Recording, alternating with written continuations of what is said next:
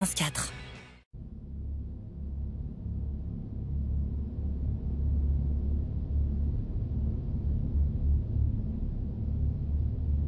Aujourd'hui en Europe, une minorité croissante des personnes que l'on désigne comme survivalistes estime qu'il est nécessaire de se préparer maintenant à des événements pouvant entraîner l'effondrement de nos sociétés et des systèmes qui les régissent.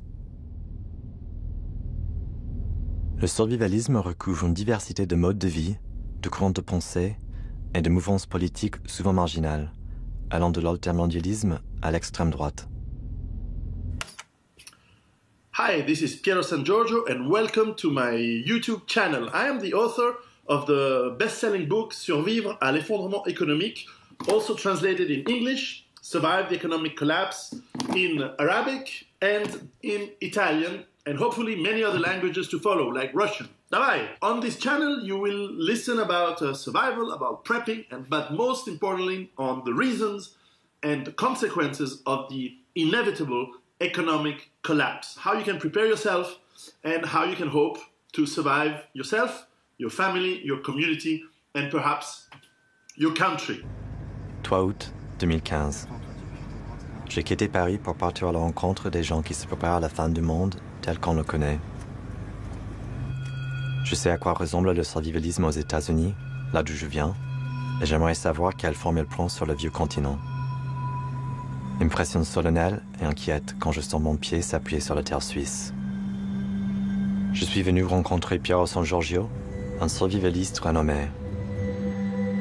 Bienvenue dans ma base autonome durable. Il est membre de l'association Égalité et Réconciliation, fondée par le souffreux Alain Soral. Je crois qu'on va changer de monde.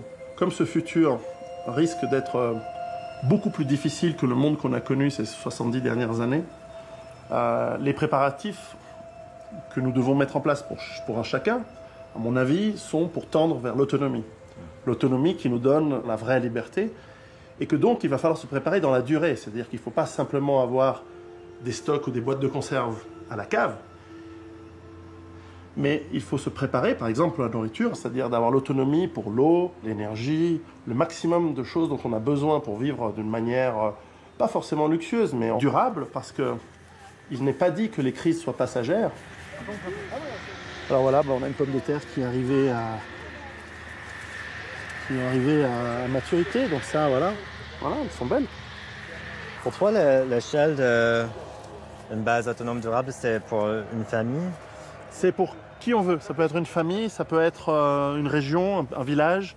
En Angleterre, il y a ce mouvement des transition towns, les villes en transition, qui est à tout point presque une base autonome durable. Peut-être qu'il sous-estime l'aspect défense, pour des raisons idéologiques, c'est dommage.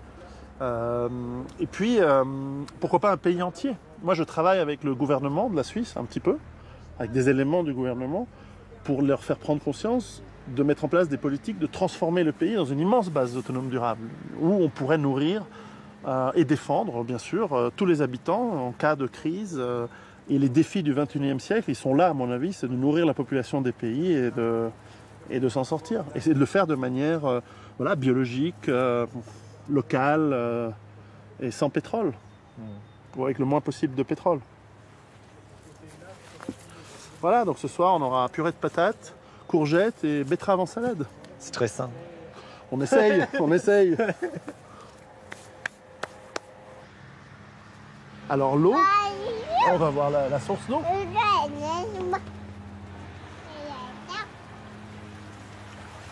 L'eau qui s'infiltre par la pluie et la neige, elle est filtrée par les roches et donc elle sort assez potable. C'est comme de l'eau des viandes.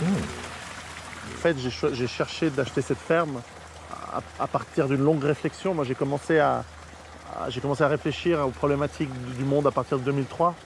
Entre 2003 et 2005, j'ai pris conscience de là où je crois qu'on va aller. Et clairement, l'eau, c'est un des critères. Donc, je voulais un endroit isolé, mais pas trop, et en même temps avec la capacité de produire de la nourriture et donc des sources d'eau, déjà pour boire, pour éventuellement, bien sûr, l'hygiène, mais aussi pour le potager, pour la production de nourriture et éventuellement un jour des animaux. Voilà les Suisses, l'eau des viandes qui gicle partout. Ok. Qu'est-ce que c'est le survivalisme aussi Ma définition du survivalisme, c'est d'être un adulte responsable. Un adulte responsable, il essaie de se préparer, pour lui, sa famille et les gens autour de lui, à ce que peut être l'avenir. Or, dans le monde dans lequel on vit, l'avenir, à mon avis, il ne sera plus linéaire comme il a été les presque 100 dernières années. On va aller vers des périodes très difficiles. Un monde de rareté au lieu d'un monde d'abondance. Alors voilà l'essentiel de mes stocks de nourriture. Alors c'est un peu la caverne d'Ali Baba. Ouais.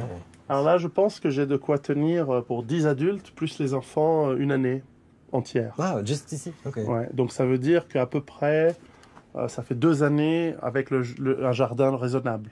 D'accord. Donc bon, ça fait que ça commence à faire un certain stock. Lucky Charms. Bon, quand j'étais petit, mon papa me ramenait des céréales américaines des États-Unis parce qu'il travaillait aux États-Unis. C'est un peu la Madeleine de Proust, hein. On a ces trucs, C'est clair. ça nous rappelle notre enfance. C'est comme le Nutella, c'est pas bon, mais j'en ai un petit de temps en temps parce que de temps en temps, une petite cuillère de Nutella, c'est... Ah. Waouh, vous êtes bien équipé en bois. Je pense pour vous, la chose intéressante pour vous, c'est de dire que, en tout cas, mon premier bouquin, c'est un best-seller. J'en suis à 60 000 exemplaires et traduit dans plusieurs langues. Ça, c'est comment survivre l'effondrement? Oui, le premier. Survivre à l'effondrement économique. C'est vrai que 60 000 exemplaires de nos jours, sans beaucoup de médias, c'est énorme. C'est énorme en France. Et puis, il a été traduit en italien, en russe, en arabe, en anglais. Et ça, c'est quand même... c'est quand même pas mal.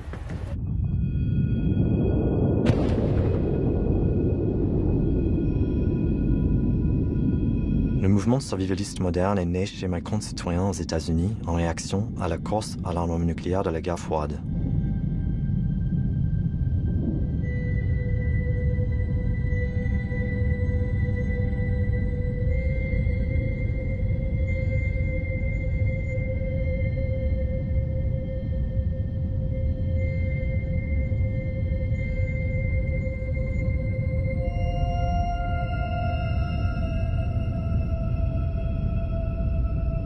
Le gouvernement, mais aussi les particuliers, ont mis en place une série de préparatifs pour survivre à l'éventualité d'une guerre nucléaire.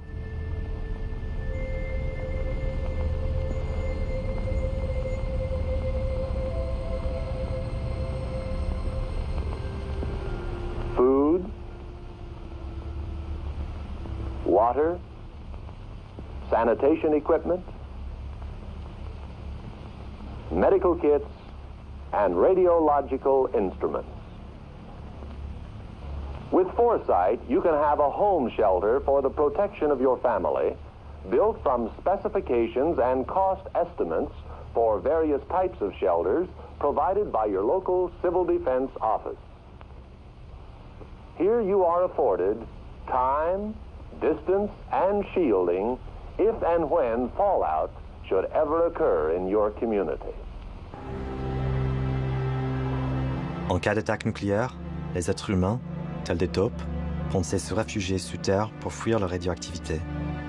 Ils auraient attendu dans leur trou avant d'en sortir pour reconstruire le monde.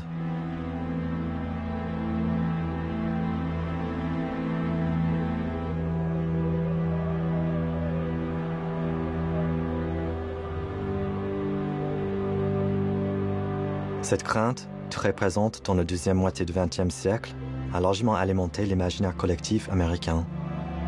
Dans les science-fiction des films hollywoodiens, la possibilité d'une fin catastrophique de la civilisation est présentée comme quelque chose d'immédiat et spectaculaire. Un événement précis, cataclysmique et visuel.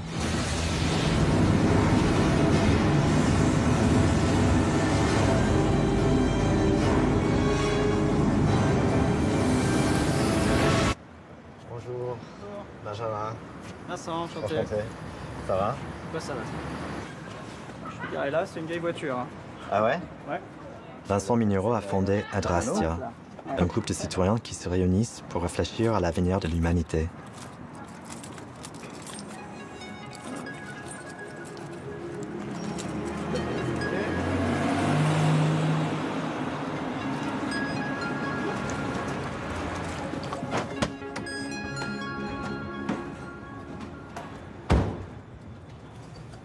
J'ai fini par éventuellement découvrir que l'humanité avait un souci existentiel profond, intrinsèque.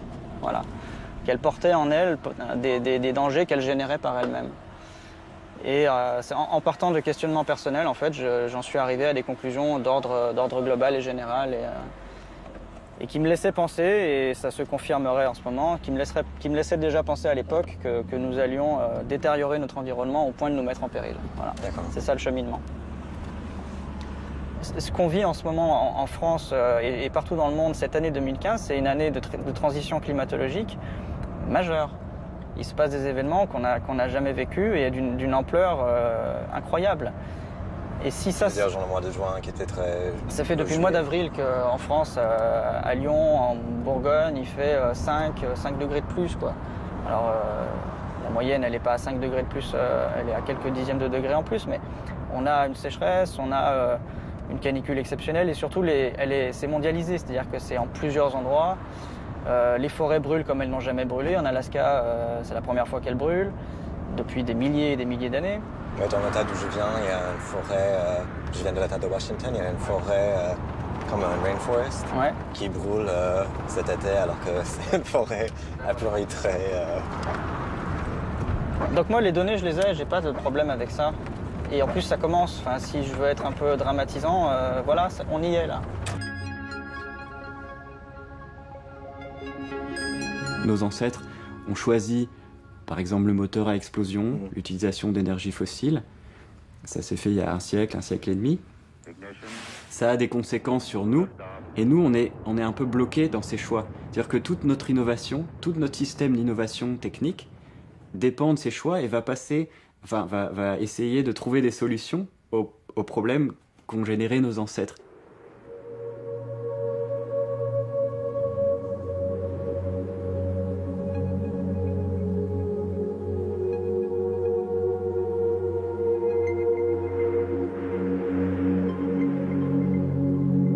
En fait, on voit souvent le problème des énergies fossiles comme le problème d'une réserve. On puise, à un moment, il n'y en a plus. En fait, c'est un peu plus compliqué que ça. Comme on est en haut du pic, si on réfléchit bien, il reste encore la moitié des énergies fossiles dans le sol. Donc ça veut dire on peut être optimiste, il y a encore peut-être un siècle et demi d'énergie fossile. Et c'est pas si simple parce qu'en fait, quand on commence à creuser, ce sont les matières les plus facilement accessibles qui sortent. Le pétrole, il gicle dès qu'on fait un trou. Donc c'est facile, c'est un grand rendement énergétique. On n'investit pas beaucoup, on en retire beaucoup. Et en fait, plus on creuse, plus il faut de technologie, de puissance, d'énergie, d'ingénieurs, d'aller plus profond en mer, plus loin, dans les stations offshore. Et c'est de plus en plus coûteux pour des profits de moins en moins importants. Et à un moment, voilà, les courbes se croisent. Et quand on investit autant d'énergie qu'on en retire, ça ne sert plus à rien de creuser. Et en fait, ça arrive maintenant. C'est-à-dire que le début du pic va provoquer ce point de non-retour. On ne pourra jamais, autrement dit, extraire la deuxième moitié des énergies fossiles. La ruée vers les huiles non conventionnelles, pétrole de schiste, gaz de schiste, sable bitumineux, par les grandes majors est la preuve que maintenant on arrive à la fin des énergies fossiles. Tout est en train de suivre cette courbe exponentielle, donc de passer des points de non-retour et de pénurie, le cuivre, l'antimoine, l'argent, l'indium, voilà, il y a plein de métaux qui, dans les années qui viennent, au rythme actuel d'extraction, va passer par des pénuries, des pics et des pénuries. Par exemple, l'argent, au rythme actuel d'extraction, il y en a à peu près pour 8 à 10 ans d'extraction encore après, il n'y aura plus d'argent. L'argent, c'est un composant principal des grandes pales d'éoliennes. Alors, est-ce qu'on aura assez d'énergie renouvelable pour que la transition se fasse sans trop d'à-coups? Non. Enfin, les chiffres sont à peu près clairs.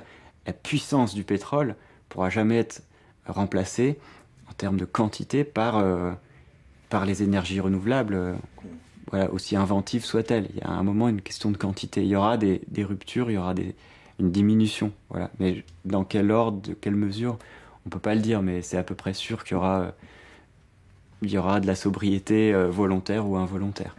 Sobriété, austérité, voilà les mots du futur. Et qui connaîtrait mieux ce futur-là que le peuple grec? Les penseurs de l'effondrement y voient un pays de demain, un terrain d'expérimentation de notre futur proche. Je pars à la rencontre de la communauté Free and Real, un éco-village altermondialiste unique en Grèce. Un noyau dur de jeunes gens y habitent. Apostolos Sanios est l'un de ses fondateurs. We started doing different actions and a lot of research. Like every area of human civilization, if we can call it that. 24 people, 24 founding members created Free and Real. I was one of them.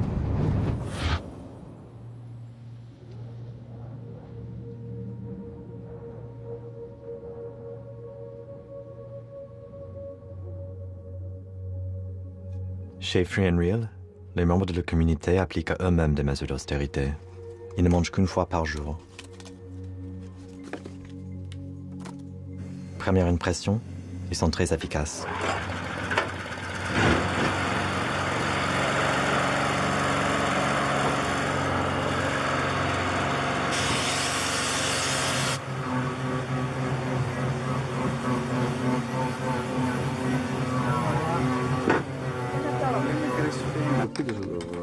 Ils dînent dans une simplicité qui frôle le désintérêt. Absence de formalité. Frugalité.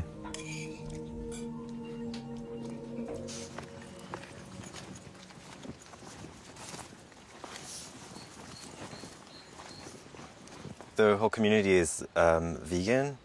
Yes. Can you speak a little bit about like that choice, and maybe also I'm curious like if you see that as something that will become more like prevalent for people in the future? Everything that we do here is a result of research. Okay, we don't just someone comes and says, "Hey, look, this is nice," and we say, "Oh, okay, let's adopt it." Everything is a result of research. For example, nutrition, it's a very important factor for health. So based on that, we dissolve the puzzle and we see what is the best for our health. Then, for example, a second reason, a very important reason, is the environment and how sustainable this is. Imagine a piece of land like this, 12,000 square meters, can feed more than 30 people, like self-sufficiently. But if you just add one goat in this equation, this gets destroyed. It becomes really less number. If you add one cow, again, it gets destroyed. Right. We fill our bodies with fruit during the day, a big variety of fruit and many different fruits and many pieces of fruit. And we have one main course per day in order to let our digestive system rest for 24 hours before the next meal. Again, it's part of research, and it has been really effective for that project in the last 5 years.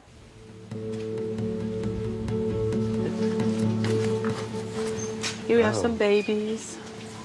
This is like turnips? No, these are avocado. Oh, wow. And sweet potato. And these ones we just planted today. Basically, you just stick them in. Wait, what is that? This is the toilet. Dry compost toilets. We don't flush. There is no water really involved. Okay. You cover it with sawdust. It doesn't really smell. Yes, it doesn't smell. Instead of chemical cleaning stuff, we use alcohol. The place where we actually throw the humanure, as it's called, human manure, after 1 year, this will have become soil, and you can use it around trees. Okay. Maybe not too close, but like in 1 meter away. You can use it as just fertilizer or as just soil.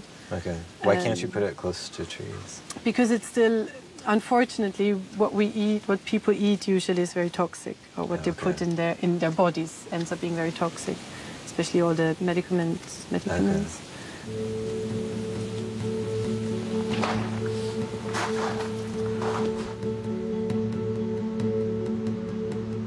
That's the drying house for herb drying.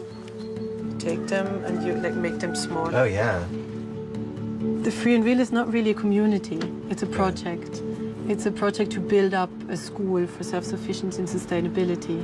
There are people coming with their children, you know, it does happen, but they're not staying for months. Yeah. Fair enough, it's not a place for kids, really. Right.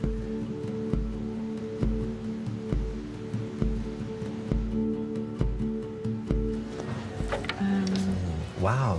That's the seed bank I was telling you. I've read that 95% of the seeds of the world are owned by Monsanto. Really? Yes. And in many countries now it's illegal to plant your own things. Oh yeah?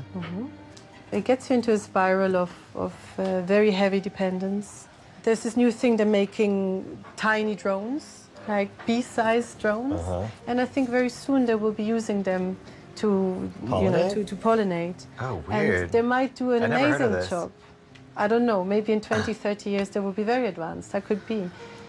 But if that's our reason then to let all the bees die, I wonder where this is going. And lots of philosophical stuff that comes out when you talk about seeds.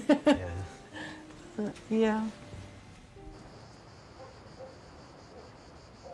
En rentrant, on voit le coucou yourte. Et chaque yourte, on a 3 yourtes, première façon. Et le premier, c'est lui, c'est le plus grand. Un des plus grands, si vous voulez, vous pouvez passer. Et c'est là où vous habitez là? Oui, oui, on habite là. À combien? À ce moment-là, Ouais. à ce moment-là, on est 6 personnes à peu près. Mais il y a plein de monde qui vient et qui part. Et tu sais pourquoi le yurt? Genre, pourquoi cette structure? Pourquoi? Pourquoi Parce que c'est premièrement facile à construire et très pratique pour avoir des lits et facile à chauffer. D'accord. Donc en fait, tu n'as pas trop d'espace privé. D'espace privé? Ouais. Non. Et après, tu peux prendre ton livre, aller lire sur la plage. Si tu veux faire, tu te lèves le matin. Je ne pouvais pas m'empêcher de me demander s'ils ne couchaient pas tous ensemble. On a des tomates, des aubergines, des choux. Ça dépend de la saison. Je voulais toujours partir de la ville, de la grande ville. C'est ce que je voulais beaucoup. Et je suis venue pour quelques jours et j'ai beaucoup aimé. D'accord. Et c'est comme ma maison maintenant. D'accord. Voilà. Tu penses rester? Oui, j'aimerais bien rester. Cool. Pour un peu. Je sais pas. Something like some of the people who I've spoken to are afraid about a future, like a bit like you mentioned, where there's more conflict for resources and stuff like that. Is that something that worries you? I have it in mind, but as I said, I don't accept it like a thought. I'm open to all possibilities, even global peace, and I don't know, because it's in the future. I don't care about other people's impact on me in this kind of scale. Okay. Like what's going to happen is going to happen, and I can't change nothing. Or destiny. Do you believe in destiny? Not a lot. I'll have to entertain myself sometimes with spirituality, mysticism, and all of that. But mostly, I believe in logic, sharp logic. Aujourd'hui, 5 octobre, je salue l'Acropole. Les montagnes entourant toute la plaine d'Athènes me paraissent ainsi. Elles sont grises à leur sommet et sans végétation. À l'intérieur de la ville, beaucoup de magasins fermés.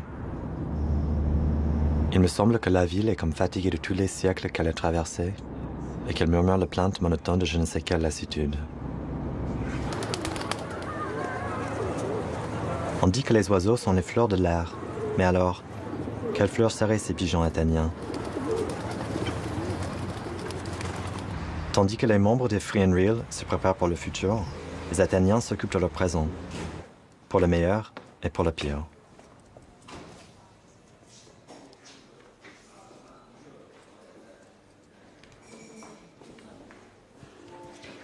Hi. Hi. I'm Benjamin. My name is Yanis Deligiannis. I'm the CEO of Trade Now, which is an online barter marketplace for goods and services. Okay. And how old is your company? We started 2.5 years ago. We were working, we had our normal jobs, everyday jobs like everyone else. What was your normal job? I was head of internal audit at Vodafone. Okay. So I had a very good job, but crisis hit us and hit us hard. So we were thinking of doing something of our own. Since 2008, when there was the global financial crisis, I think a lot of people have the feeling that the economy has really become super complex and they don't understand it. So to me, it seems like Like, would you say that bartering is more stable? It's simple. Yeah. But barter exists since the beginning. I mean, it was before money was invented. So before money was invented, people barter. So it's a very simple form of trading. You call it the Middle Ages. It is the year 1350. Although in our age, all years are pretty much alike.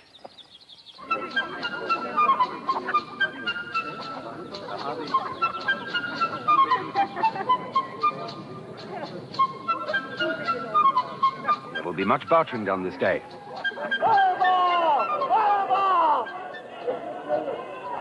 CTV on the offer.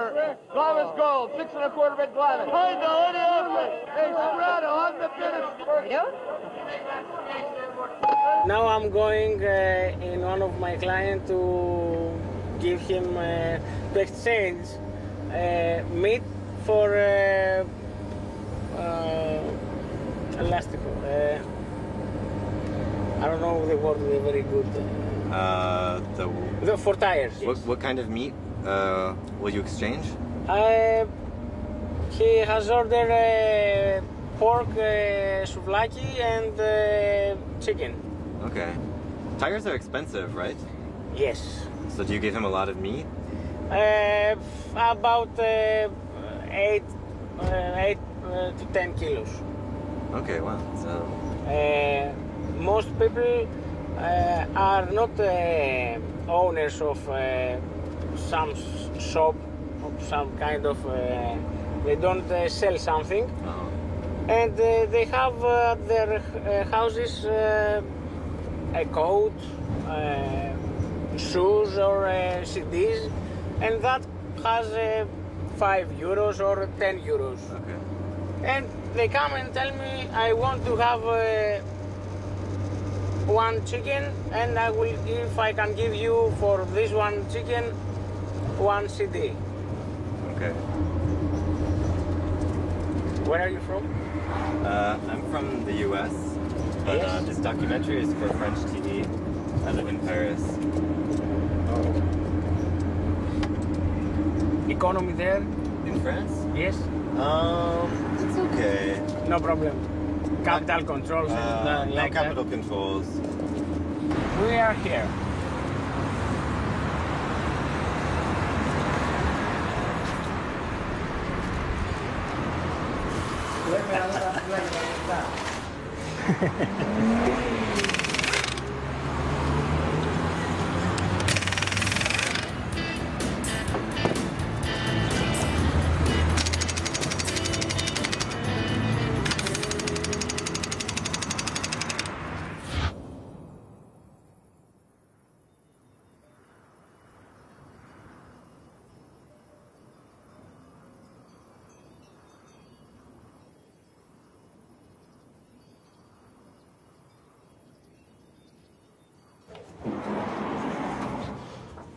Couper le bruit. On peut rentrer? Ouais. Je vais juste enlever ça. J'ai la chance d'habiter mon pays, la Suisse, où chaque citoyen est censé, dans le cadre de la milice, de l'armée de milice, défendre le pays en cas de problème, en cas d'attaque extérieure, etc. Bon, c'est notre tradition. Donc chacun d'entre nous a par exemple, typiquement, typiquement le fusil de l'armée. J'ai un permis de port d'armes et clairement j'ai la formation pour utiliser également mes armes si nécessaire. Vous portez ça, tu portes ça tout le temps? Sur là où j'ai le droit de le faire, je le porte tout le temps. D'accord, parce que tu n'as pas le droit de le faire partout Pas en France, par exemple. Il peut être envisageable que notre pays, la Suisse, à un moment ferme ses frontières et n'accepte plus aucun réfugié, ou comme nous l'avons fait pendant la Deuxième Guerre mondiale, et que nous devions devenir autonomes et autarciques. Alors évidemment, on ne l'espère pas, mais c'est un des scénarios que nous étudions au niveau du pays, bien sûr, et que nous savons faire. Après, moi, je crains pas le citadin parisien de venir ici en Suisse, mais peut-être que je crains le citadin de Zurich, de Lausanne ou de Genève qui, si les systèmes d'approvisionnement s'effondrent complètement et si les systèmes étatiques ne sont pas capables de ravitailler les villes, paniqués, viendraient dans les montagnes à essayer de voler, prendre, piller. Bon, tout ça, ça va se gérer. Tout ça, ça va se gérer par des procédures, par des lois, et le cas échéant, par de la force. Good morrow, good woman. Are you away to the town? Ours is a mistrustful, a wary age. The result of unhappy experience. The countryside is not a safe place for travelers. But the safety in numbers. Where are you going on the King's Highway? We are pilgrims. Pilgrims, eh? Well, be on your way.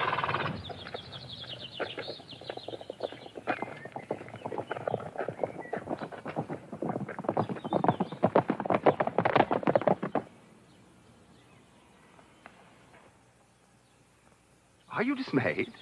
Oh, come, it's not so bad. Men and women have the ability to make a life for themselves in any age. Hi. Hi. Nice to meet you. Nice to meet you. You too. This is Rocky. Nice to meet you, Rocky.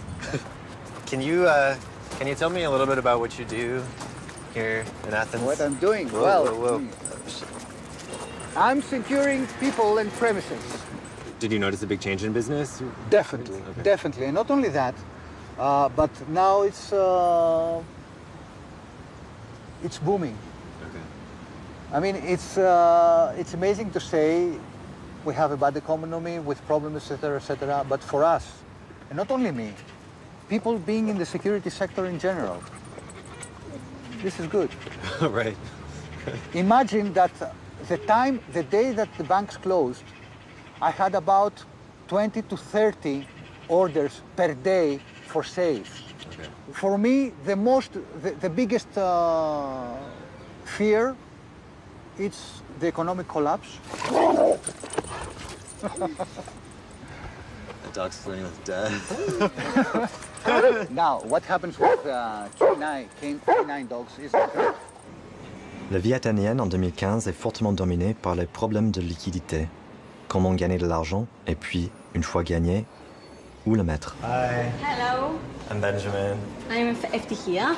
Nice to How meet are you. you? Good. Nice How to are you? meet you too. Thanks for showing me around. We sell safes. Okay, about 25 years. My father started this job with crisis. Mm-hmm.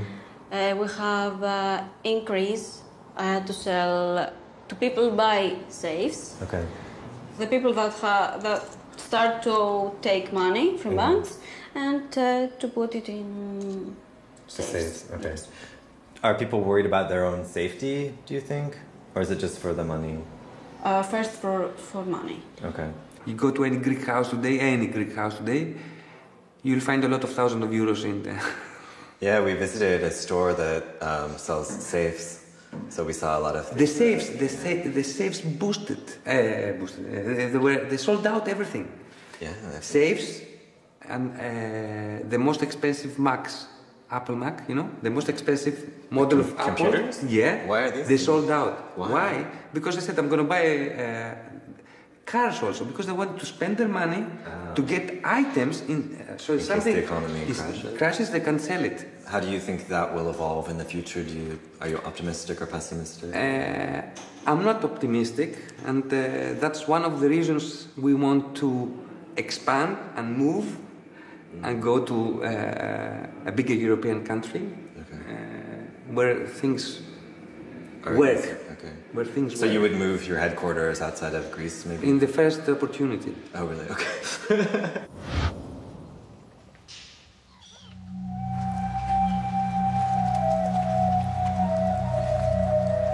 Henry David Thoreau avait que 2 ans, 2 mois et 2 jours dans cette cabane, charmante mais austère, au bord du lac de Walden.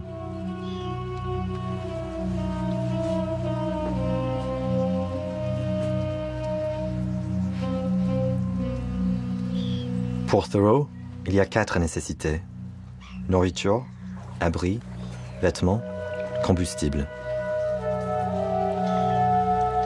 Dans son livre Walden, où il vit dans les bois, il prône l'indépendance, le travail, le végétarisme et la chasteté. S'établir quelque part ou être en mouvement? Une grande question pour les survivalistes. Le monde nomade, il demande énormément d'énergie pour le faire. Alors, en cas de crise, est-ce qu'on a encore les moyens pour prendre son avion et aller à droite et à gauche, etc. Je ne sais pas. Si en revanche vous êtes dans des montagnes comme ici, où vous êtes bien, vous avez développé votre autonomie, pourquoi bouger? Alors certains se disent oui, mais on va bouger et on va devenir des pillards. Et voilà, c'est exactement le problème contre lequel des gens comme moi se préparent. C'est que moi et mon village, on est 500 personnes. Le jour où on entend parler de pillards qui viennent par ici, c'est 500 personnes avec 500 fusils. Alors souvent dans les débats qu'on a avec le public, il y a Mad Max qui ressort, et moi aussi, moi qui ai vu ces films très jeune, comme Star Wars, comme Star Trek, quand on pense à effondrement, on peut avoir des images du genre, voilà, Mel Gibson avec un fusil à pompe dans le désert, on va tous s'entretuer pour la dernière goutte d'essence, ou inversement, on peut se dire, bon mais ils vont nous trouver quelque chose, avec les vaisseaux spatiaux, on va aller sur un satellite de Jupiter et la planète est pourrie, la Terre est pourrie, mais au moins on pourra aller autre part.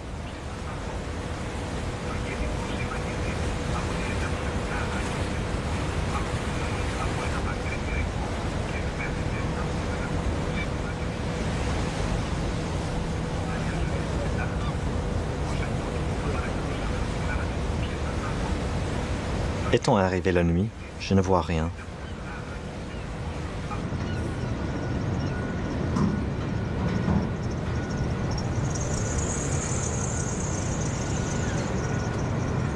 Arrivés sur la terre ferme, nous gravissons la montagne. Nous roulons sur une route nouvelle, horriblement faite, avec des tournants qui ont l'air imaginés pour faire sombre sur les voitures.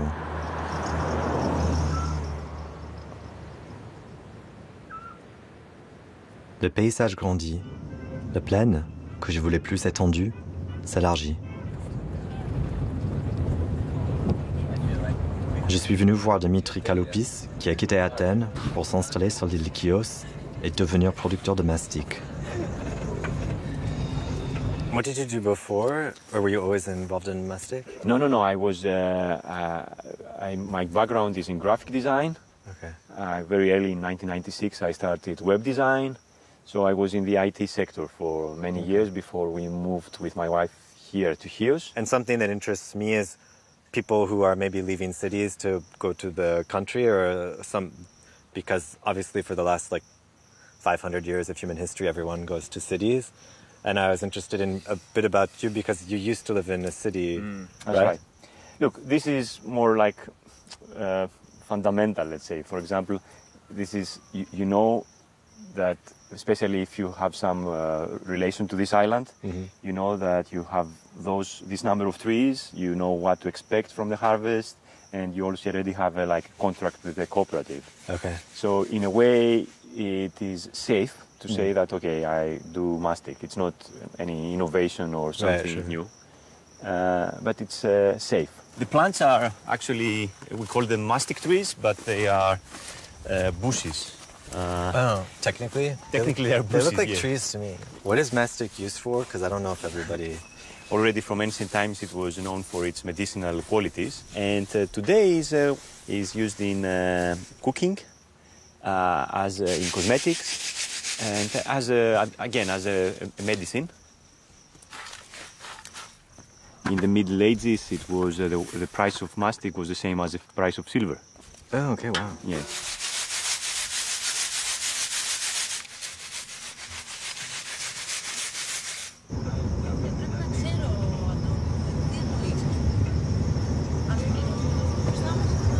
Mais sur l'île de Chios, il n'y a pas que les gens qui se déplacent à cause des crises économiques. Il y a aussi ceux qui se déplacent à cause des guerres.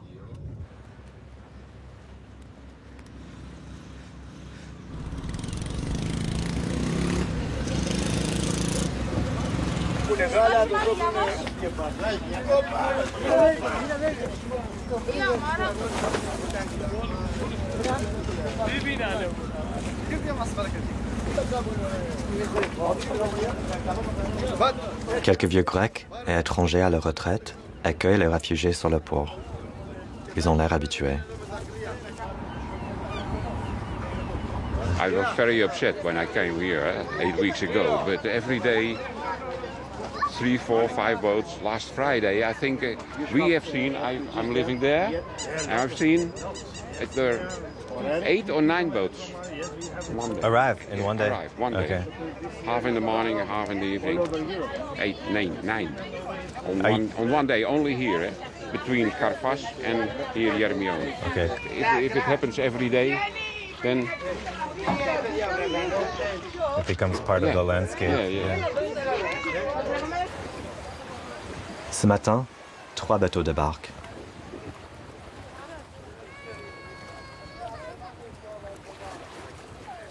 وين احنا يا شباب؟ باليونان. وين احنا؟ باليونان. وين احنا؟ باليونان. الله يعطيك العافية عامر وكثر الله خيرك. Un petit trafic local des moteurs s'est développé. On dit qu'il y a maintenant plus de moteurs que d'habitants sur l'île de Chios.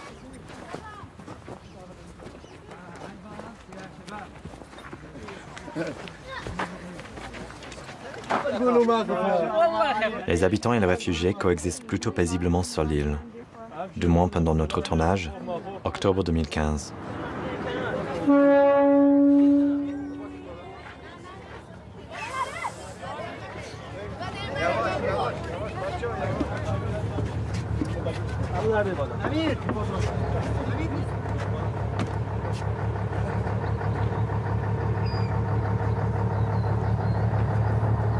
You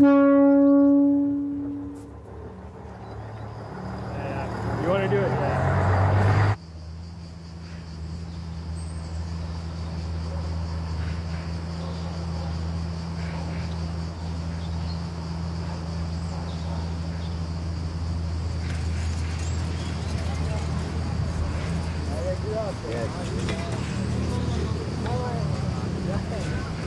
I'm from Syria and Damascus.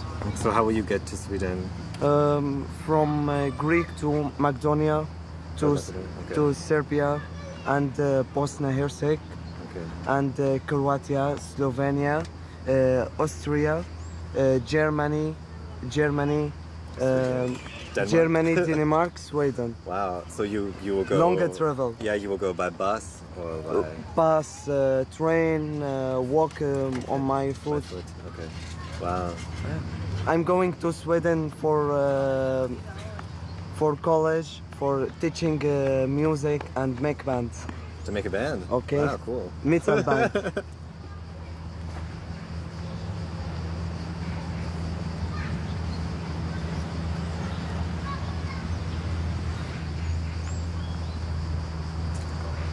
La Syrie, c'est un pays qui s'est effondré. Il y a eu des graves perturbations qui sont dues en fait à 5 ans aussi de sécheresse, problèmes climatiques qui ont mis 1 million de personnes dans les rues. Puis il y a eu les réfugiés irakiens. Et puis c'était une poudrière avec des conditions révolutionnaires, enfin en tout cas insurrectionnelles.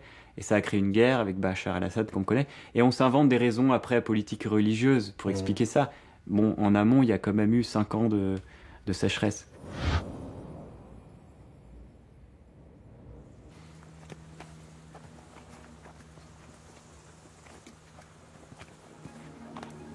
François Couplan est ethnobotaniste et écrivain prolifique. Il est l'auteur d'une 50aine de livres. Son sujet de prédilection, les plantes comestibles.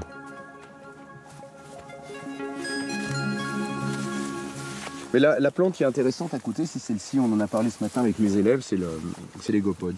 Ça c'est vraiment, regarde tout ça, ça pousse de partout quoi. Et les sangliers ils viennent, ils retournent un petit peu, ça propage la plante. Moi j'ai rien à faire quoi, j'ai rien à faire. Qu'est-ce que ça... Bah alors là c'est protéines, vitamines, sels minéraux, flavonoïdes, antioxydants, toute la panoplie quoi. Donc potentiellement pendant plusieurs jours ou même semaines, on pourrait manger ça. Ah oui. Oui, bien sûr. Okay. Nos ancêtres, avant de donner à manger les glands aux cochons, ils les mangeaient eux-mêmes. Les Indiens de Californie avaient comme base d'alimentation des glands. C'était des glandeurs, quoi. si j'ose me le permettre. Et nos ancêtres aussi, c'était glandeurs. Et c'est pas faux. Et c'est pas faux. Le fait glander, ça veut dire ramasser des glands. Parce que les peuples chasseurs-cueilleurs, ils ramassaient des glands plutôt que de cultiver la terre. Donc, pour les cultivateurs, être des glandeurs, ça voulait dire être quelqu'un de pas sérieux, tu vois. Je veux dire, on se contente de ramasser les cadeaux de la nature et de vivre de ce que nous offre la nature. C'est quand même pas aussi valorisant que de gagner son pain à la sueur de son front, comme la Bible nous dit de le faire. Non, c'est sûr. Ouais.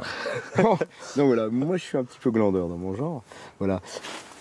Ici, ils sont pas encore tout à fait mûrs. Mais elles commencent. Non, il y en a qui tombent. Il y en a qui tombent déjà, tu vois. Ça s'appelle des cornouilles. D'accord. Ça s'appelle des cornouilles. J'ai goûté pour voir, non. Mais c'est vrai que ça... Quand même, j'aime vraiment bien son chapeau. Parce que chez nous, c'est très culturel, quoi, ces histoires-là. L'abandon des plantes sauvages. L'abandon des plantes sauvages, c'est socio-historique, quoi. Et c'est une question de symbole de statut. Si on ne mange pas de plantes sauvages, c'est parce que ça fait pauvre, c'est parce que les nobles au Moyen-Âge et après, pour eux, c'était une façon vraiment de se démarquer de la grande masse de la population. Et donc nous, à l'heure actuelle, avec tout ce qu'on nous inculque, tout ce que notre culture nous apprend, on se dit manger des plantes sauvages, c'est un truc pas sérieux. Et puis comme on connaît plus, on se dit on va s'empoisonner, etc. C'est toute une sorte d'amalgame très flou, qui n'a strictement rien à voir avec la réalité.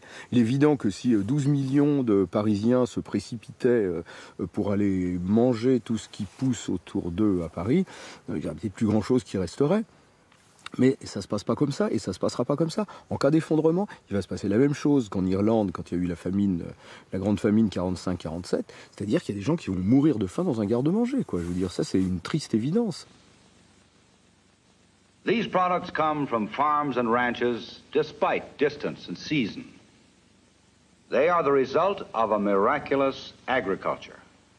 Tremendous advances on the farm and in the marketing system have created this miracle. The miracle whereby American agriculture has advanced more in the space of a single lifetime than world agriculture had in more than 7,000 years.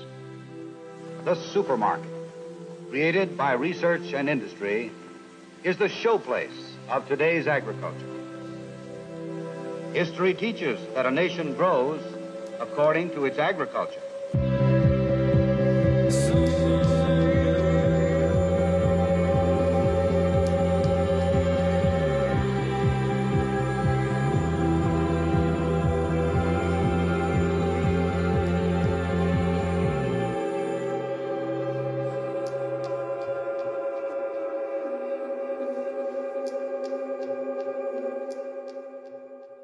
On a tout en barquette, on a tout accessible. C'est très sécurisant, la ville. Ça a toujours été très sécurisant d'être entouré de plein d'autres êtres humains, d'avoir de la nourriture en abondance, etc. Et en fait, l'imaginaire de rupture et d'effondrement brutal provoque l'inverse, c'est-à-dire la peur que l'inverse arrive, qu'à un moment la ville soit le lieu de l'insécurité. Ça, on le voit dans les films de zombies. Et du coup, que les campagnes deviennent un lieu de sécurité, avec un grand exode urbain, puis on retrouve des lieux d'autonomie, on se retrouve vite, il faut boire et manger, c'est la priorité.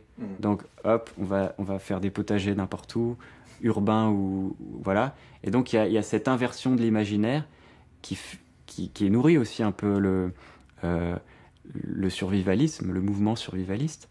Et on dit souvent qu'en ville, les Anglais disent on est à 7 repas de la famine. Ou les optimistes disent on est à 7 repas de la révolution. C'est-à-dire que si tout s'arrête, si par exemple la Rungis s'arrête, Paris peut tenir 1 ou 2 jours avec ce qu'il y a en réserve dans les supermarchés. Toute l'économie des flux tendus fait que Paris est très peu résiliente en approvisionnement alimentaire. Ça l'était un peu plus au Moyen-Âge, etc. Mais on a rendu notre économie, notre système alimentaire extrêmement vulnérable. Efficace, mais vulnérable.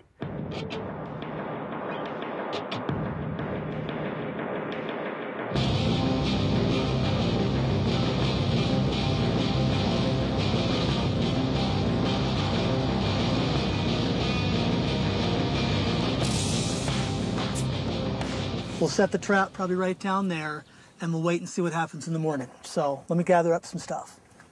I'm way into primitive living skills. Okay, so here's the critter. Squeak, squeak, squeak, squeak, squeak, bam, and it's a done deal. Looks like the trap is down. Sometimes that's the wind, so I don't know what's happening. There's one way to find out. Yes, meat for the Barbie tonight. I'm gonna cut this back here, right below the ass. Pull this back, open him up, make fire with sticks, put the meat on the Barbie, cook it till it's done, and then eat.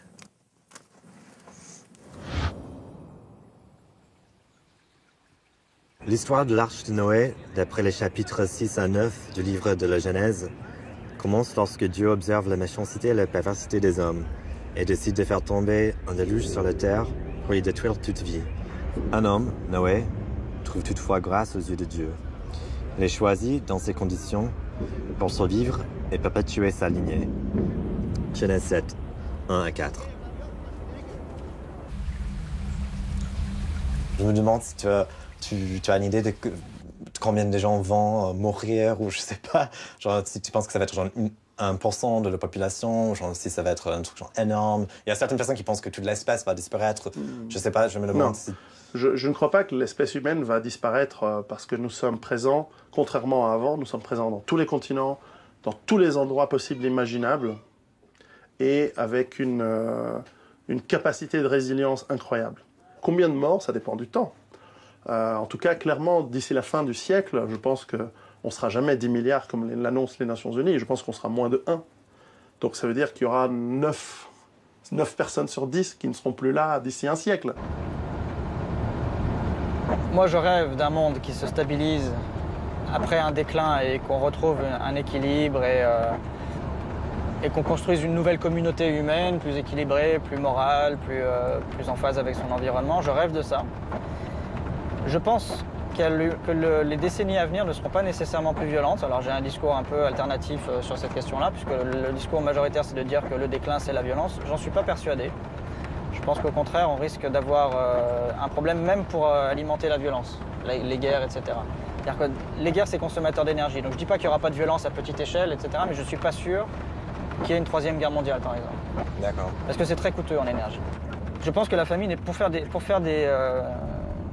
pour la démographie, la famine, je pense, est beaucoup plus efficace que la guerre.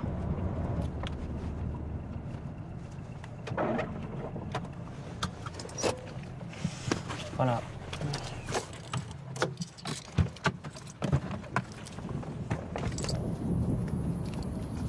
Donc ici, on est quand même à 20 km de Lyon, on est très au-dessus, et ça, on le voit, tout est là en fait.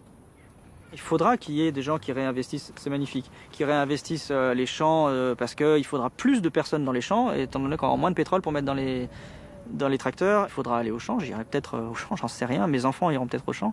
Les contraintes matérielles vont être de plus en plus nombreuses, potentiellement on aura des difficultés à se nourrir, plus de maladies. Je ne sais pas dans quelle mesure ça ne va pas nous faire nous élever. Spirituellement, c'est pas un gros mot, c'est dans quelle mesure on ne va pas découvrir d'autres horizons. Moi, je suis matérialiste, hein, je ne fantasme pas sur des dimensions métaphysiques de l'esprit, pas du tout. Mais malgré tout, il reste des tas de choses qui pourront être source de satisfaction, sans aucun problème. Je peux te demander si vous croyez dans un pouvoir supérieur ou... Non. Non, ok. non, je peux pas demander ou non, c'est pas le cas? Tu peux demander et la réponse est non. D'accord, ok, j'étais juste curieux. Ouais. Non, et on peut très bien investir l'avenir de façon très rationnelle, sans avoir de croyances métaphysiques en Dieu ou en des pouvoirs surnaturels, etc. Et être serein. Moi, j'y arrive très bien. C'est comme si j'avais pu réinvestir ma mort personnelle, l'accepter, ce qui est déjà un travail en soi, mais accepter qu'en plus, ça se joue à une échelle globale.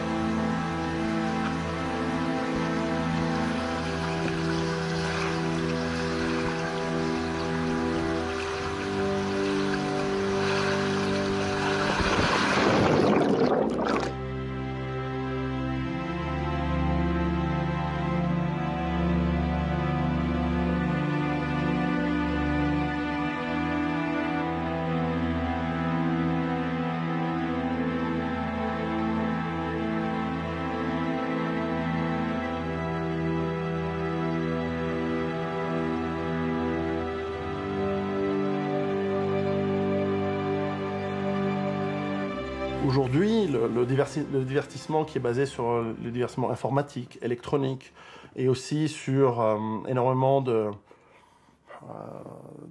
substances que l'on consomme et de sorties que l'on va faire dans des infrastructures préparées à cet effet-là, clairement, dans le monde du futur, ça va être un petit peu plus rude, un petit peu plus rare.